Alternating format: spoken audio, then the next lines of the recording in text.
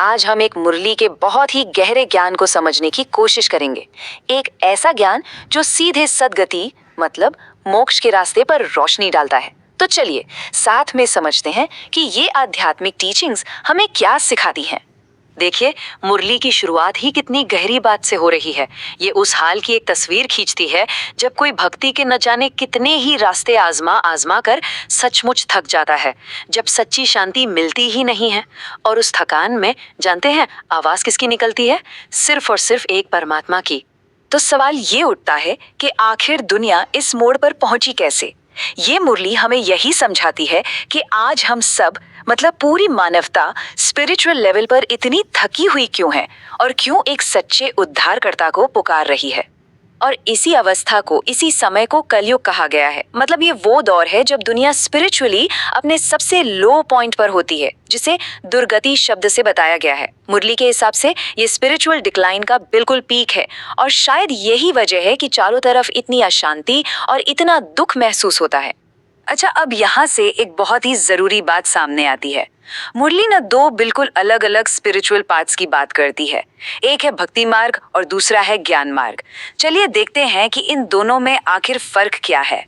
यहाँ देखिए, दोनों रास्तों का फर्क कितना साफ है। एक तरफ तो है भक्ति मार्ग, जिसके बारे में मुरली कहती है कि वो कई गुरुओं के बीच आत्मा को भटकाता है, उसे थका देता है और उसका नतीजा क्या होता है? दुर्गति। और दूसरी तरफ है ज्ञान मार्ग। ये भटकाता नहीं बल्कि सीधा एक पिता से जोड़ता है, जिससे आत्मा पवित्र बनती है और उसे सद्गति मिलती है। और इस बारे में परमात्मा के शब्द बिल्कुल सीधे हैं। वो कहते हैं कि भक्ति के ये जो इतने सारे रास्ते हैं ना, ये सब असल में मुझसे दूर करने के रास्ते हैं। क्यों?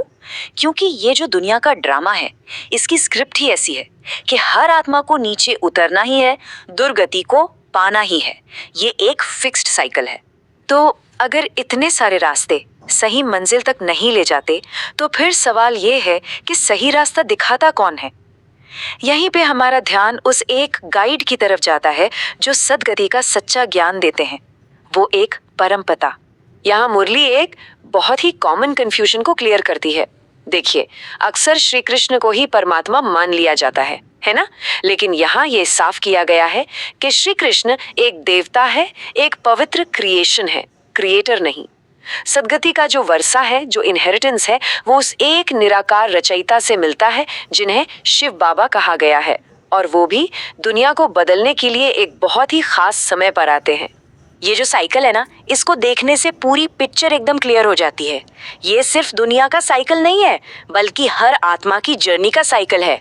सोचिए, सतयुग में आत्मा अपनी 100% प्योरिटी और पावर में होती है और फिर धीरे धीरे त्रेता द्वापर से होते होते कलयुग तक पहुंचते पहुंचते अपनी सारी शक्ति खो देती है और दुर्गति को पा लेती है। और यही सबसे इम्पोर्टेंट पॉइंट है। परमपिता हर युग में नहीं आते हैं। वो सिर्फ और सिर्फ तभी आते हैं जब कलयुग खत्म हो रहा होता है और सतयुग शुरू होने वाला होता है। इसी छोटे से लेकिन सबसे पावरफुल टाइम को संगम युग कहते हैं। और बस इसी संगम पर आकर वो पूरी दुनिया को बदल देते हैं। ठीक है, तो जब पिता आकर ये ज्ञान देते हैं, तो फिर इस ज्ञान को दुनिया तक पहुंचाएगा कौन? ये जिम्मेदारी किसकी है? यहीं पर रोल आता है उन लोगों का जो इस ज्ञान के रास्ते पर चलते हैं। मुरली में इन्हें एक नाम दिया गया है, ईश्वरीय सैल्वेशन आर्मी। अब ये कोई हथियारों वाली आर्मी नहीं है, नहीं। ये तो उन स्पिरिचुअल सर्वर्स का ग्रुप है जिनका मिशन है हर आत्मा तक पिता का सच्चा परिचय पहुंचाना, ताकि सबको मुक्ति का, सद्गति का रास्ता मिल सके। तो इस सेवा का कोर आइडिया क्या है? सिर्फ एक, ये जो नंबर 1 है ना, ये इसी बात का सिंबल है कि जो बुद्धि और प्यार अनगिनत जगहों पर भटका हुआ है, उसे वहां से निकाल कर, समेट कर सिर्फ एक परमपिता से जोड़ना। बस यही सच्ची रूहानी सेवा है।